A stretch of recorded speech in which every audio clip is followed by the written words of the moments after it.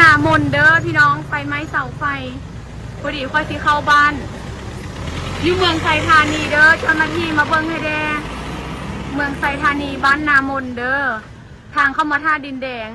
ไฟไหม้เสาไฟฝากเจ้าหน้าที่เข้ามากวดสอบด่วนเลยบ้านนามนเด้อพี่น้องไฟไหม้เสาไฟพอดีค่อยสิเข้าบ้านอยู่เมืองไทยธานีเด้อเจ้าหน้าที่มาเบิ่งให้แดเมืองไทยธานีบ้านนามนเด้อโอ้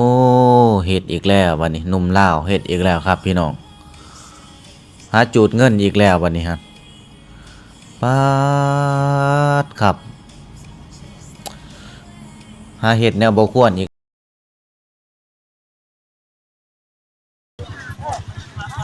เงินใหม่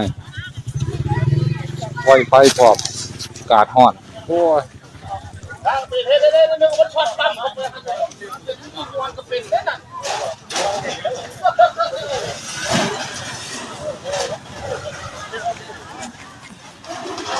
่ทันแล้วดับเพลิงก็มาบ่ทันแล้วเหลือคนบ่อยู่มีผู้อยู่ใ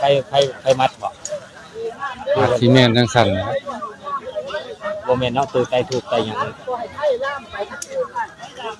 บ่ล่ามเนาะกับไผ่แล้วมันอยู่หม่องเก่ามันบ่ลามดอกมันก็สิเบิดแต่ซ้ำนี่แหละมันเพราะว่าไผ่ดอกเดียวได้ไผ่ดอกเดียวมันสิเป็นอย่างนี้เป็นอันนี้ครับตัวบ่ใช่ตัวฮะไปแล้วคือบ่ได้สากไฟสากแบตสากหยังไว้บ่เสียบในไผ่ดอกเดียวแล้วก็เสียบไว้อยู่โลกไก่ไผ่ของเอื้อยก็ตัวดอกมันจะมัดได้แบบไหนก่อนฮะแตกมันแตกตึ้มแล้วอ่ะเพราะว่าไผ่ว่าแตกมันแตกแล้วกันไผ่สอดกันตึ้มเลยตึ้มดีบ่แตกสมั่งผูกเลยไฟมันก็แตกอยู่แล้วไผ่ละมันจอนมันจะมีอะไรบ้างเอาเนี่ยใส่ข้าวใช่ไหมเดี๋ยวโอนมันจะชนะเจ้าเพื่อซ่านั่นเนาะได้คุณข้าวใหม่ก็ใหม่ปีนี้ไฟใหม่ลาได้ปีอยู่ใจกับมีแต่ไฟใหม่อยู่ใต้อยู่นี่ใช้จะเลิกเปลี่ยนพวกมันบ่ได้ยังนะดีนะนี่มันบ่ได้ดอกมันไฟดับเบิดมันกันเสียวน้ำมาโหดเดี๋ยวมันก็บ่ได้จะโดนระเบิดก็ขอก็มาบางทีบ่ได้ถ้าจะเหินบ่แล้วอ่ะคันเว้าหวะบ่ได้จะเบิ่งเห็นหยังบ่ได้จ้าแค่จะพัดไผ่บ่อยมันลากออกไปนอกเดี๋ยวมาลากแล้วมันจะเปลี่ยนใหม่เปลี่ยนใหม่ถ้ามีเด้นั่งรถไป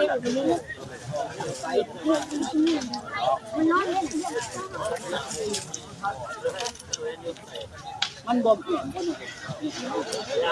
เดี๋ยวว่าจู่ก็ได้มาในดับมันดูดฝุ่นละบ่ยามเราเคยได้อยู่เนาะมันเป็นสายเปื่อยบ่ตัวนี้หรือสายโอบสายโอบแล้วมันถือคายมันก็ฮ้อนไฟไหม้บ้านเด้ออยู่บ้านน้องอีเลืองนี่เกิดเหตุมีเพื่อนนั่งคอยผู้เจ้าก็บ่อยู่จักไปทางใดคนก็ดีฉะนั้นเฮาจึงได้แจ้งเนาะแต่ละทุกภาคส่วนเนาะอยู่บ้านเฮาเนาะมาช่วยกันช่วยกันคนละไม้ละมือเด้อเนาะอันนี้นะ8นาทีเงินพาไม่เหี้ยเนาะอย่าไปใกล้ไปเด้อเป็นไหนเฮือนอยู่ตรงยังขาดทับหัวได้เห็นไหมผู้เจ้าไปยังไงล่ะจะตายน้ำมันโมเมนต์นี่น่ะผู้เจ้าก็ไปสมโพธิ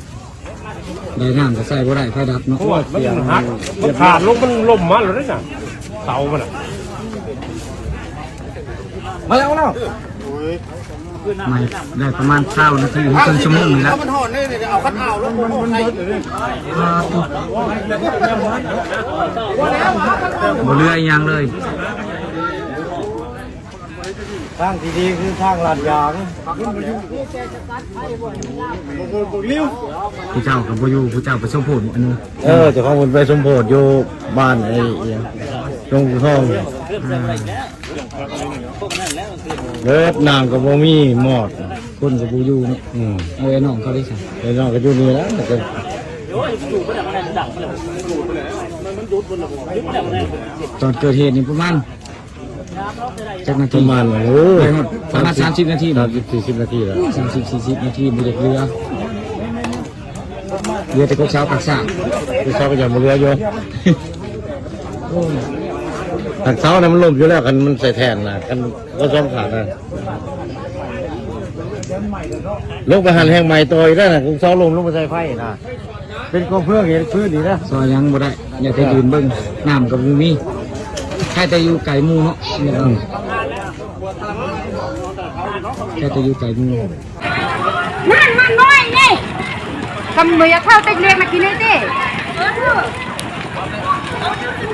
คนแม่กินกันขี้บอกว่าอ้างนะ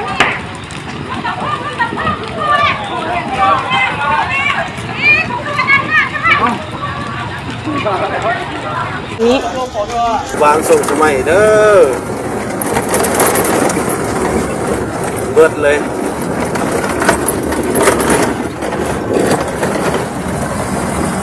มาประทันแล้ว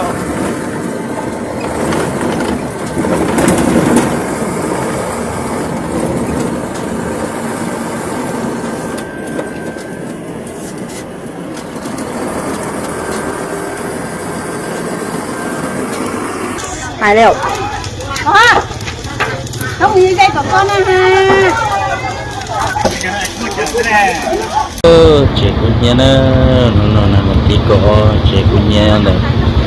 pan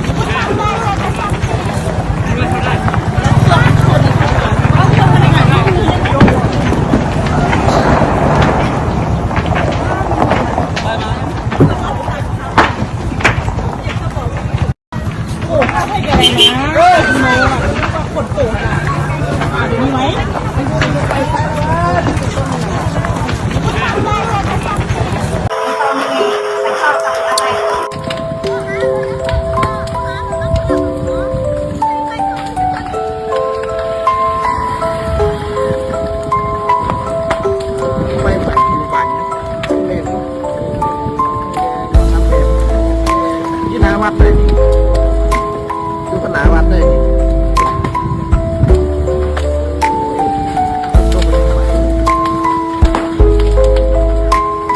ใหม่จะได้ดีที่หนาวัดเลยวัดทั้งเมือง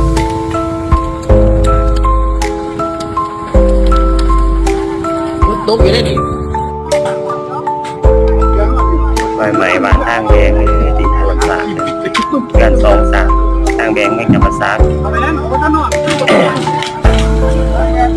มาในคนทางโคก